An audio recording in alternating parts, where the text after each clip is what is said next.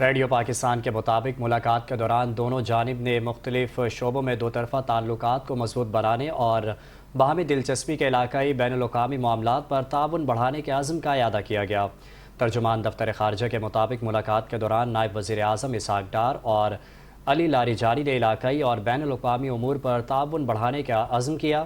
یہ دورہ پاکستان اور ایران تعلقات میں نئے باب کا آغاز ہے۔ ایران کی سپریم نیشنل سیکیورٹی کونسل کے سیکریٹری علی لاریجانی پیر کے روز سینئر پاکستانی رہنماؤں سے مذاکرات کے لیے یہاں پہنچے تھے۔ اپنے دورے کے دوران علی لاریجانی کی پاکستان کی سیاسی اور عسکری قیادت سے ملاقاتیں متوقع ہیں۔ ان کا یہ دورہ گزشتہ ماہ اسپیکر مجلس باقر کالیباف کے اسلام آباد کے دورے کے بعد ہو رہا ہے، جو چند ہفتوں میں پاکستان آنے والا ایران کا دوسرا اعلیٰ سطح کا وفد ہے۔ پاکستان پہنچنے سے قبل ایکس پر اپنی پوسٹ میں علی لاریجانی نے کہا کہ ایران اور پاکستان خطے میں پائیدار امن و سلامتی کو یقینی بنانے والے دو اہم اور بااثر ممالک ہیں۔